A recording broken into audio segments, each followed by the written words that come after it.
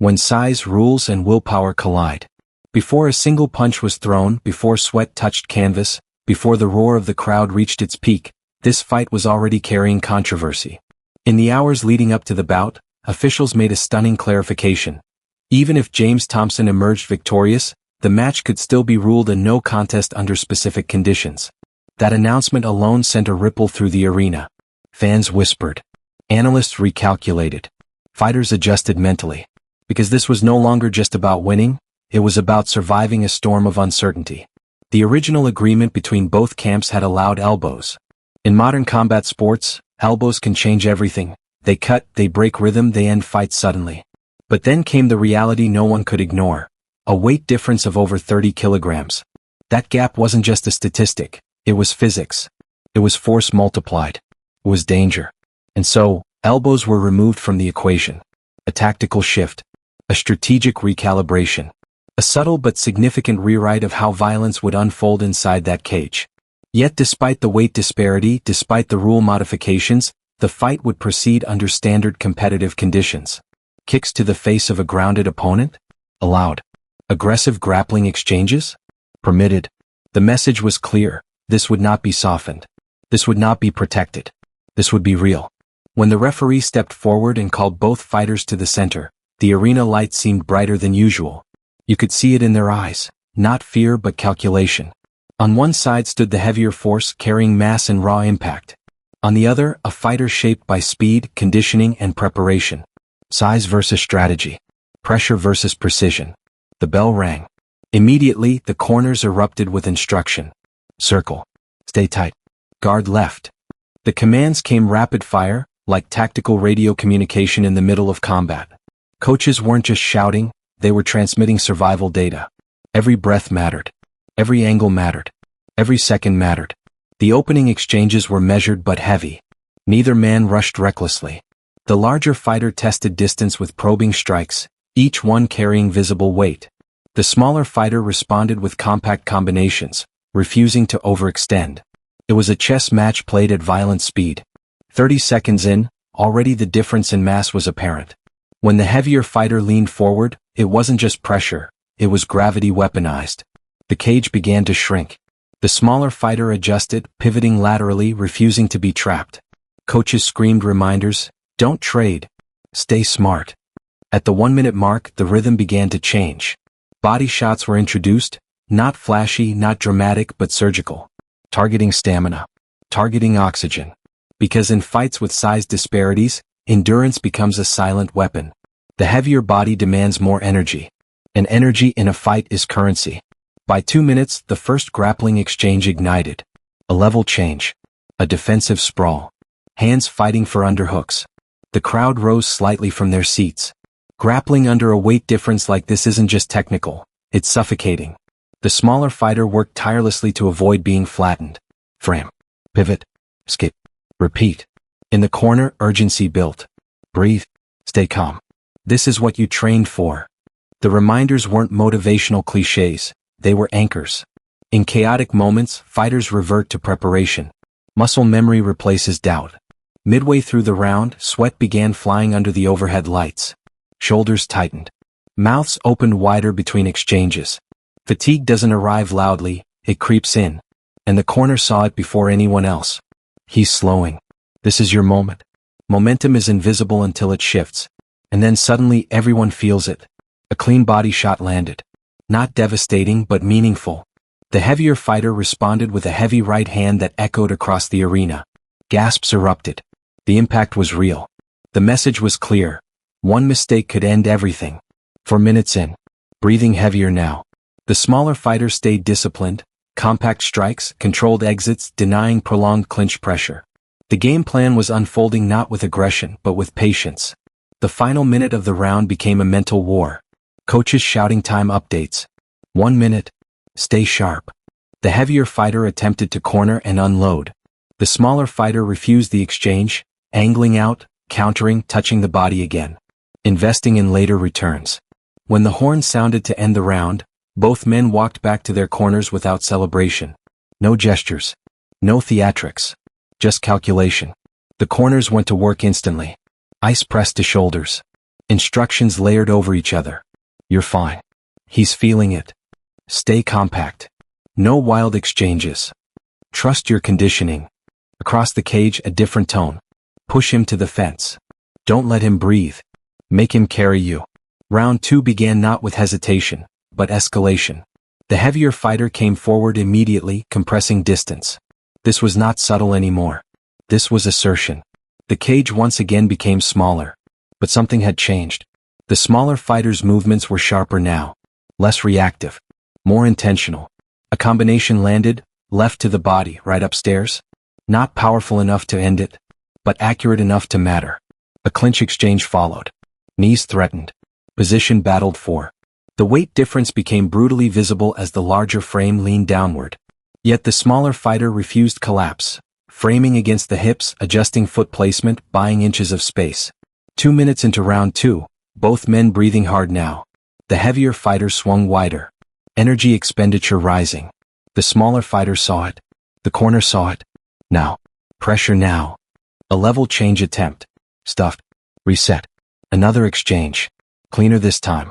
The body work beginning to pay dividends. And then, the opening. A sharp sequence. Compact. Efficient.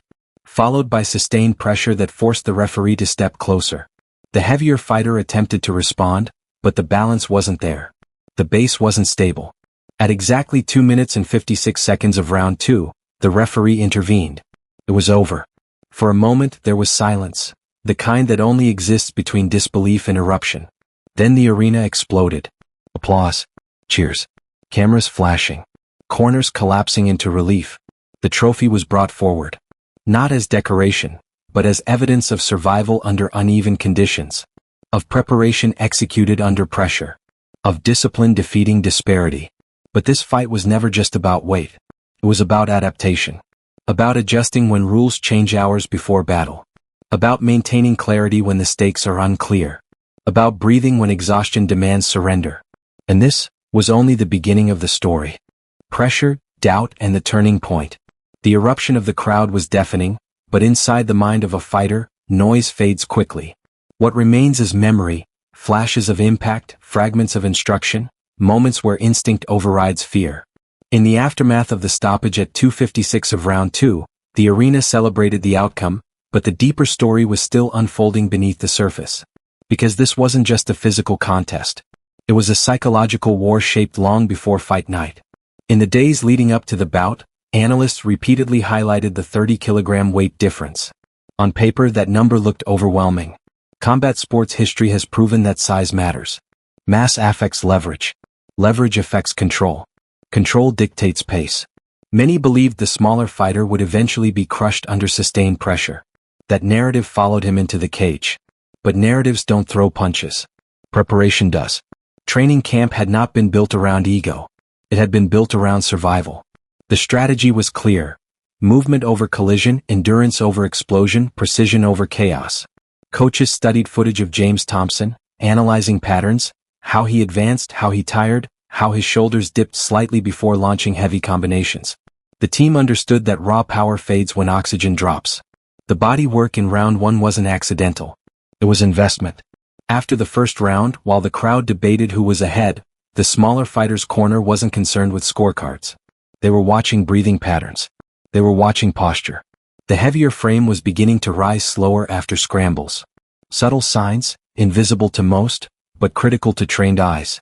Between rounds, the instructions were calm but urgent. You're breaking him. Stay disciplined. No wild exchanges. That calmness mattered. Because adrenaline can betray a fighter. When you sense momentum shifting in your favor, the temptation is to rush. To finish dramatically. But discipline is the bridge between opportunity and victory. Round 2 began with increased aggression from the heavier side. Not reckless, but urgent. He understood the same thing his opponent's corner did. Time was becoming an enemy. His forward pressure intensified, compressing space, forcing clinch exchanges. The cage absorbed the impact of bodies colliding. The weight difference became suffocating in close quarters. Yet something critical happened in those exchanges. The smaller fighter did not panic. Instead of attempting to overpower, he adjusted angles. Framed against the hips. Redirected force rather than absorbing it. It wasn't flashy. It wasn't highlight reel material. but it was intelligent violence. 2 minutes into the second round, fatigue became visible. The heavier fighter's strikes widened slightly. The snap wasn't as sharp. The recovery between bursts slowed. Every athlete carries a physical limit, but when size requires more oxygen, that limit arrives sooner. The corner saw it first. Now, increase pressure. The next sequence would later be replayed repeatedly, analysts slowing footage down frame by frame.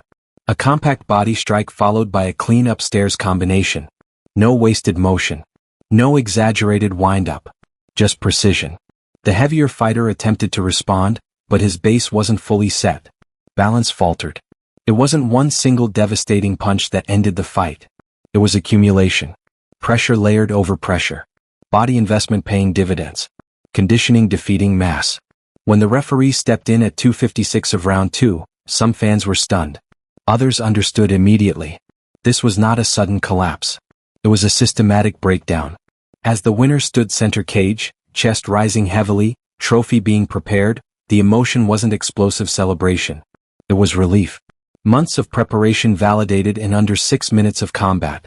Across the cage, defeat carried its own weight. In combat sports, loss is public. There is no hiding. But there is also respect. Because stepping into that cage with a 30-kilogram advantage does not guarantee dominance. It guarantees expectation. An expectation can be heavier than mass. Post-fight interviews added another layer to the story. The winner admitted feeling the power early. The first exchange, I felt it, he would later say. But I also felt him breathing. That awareness, recognizing fatigue in an opponent, separates fighters from strategists. Analysts began dissecting the bout in detail.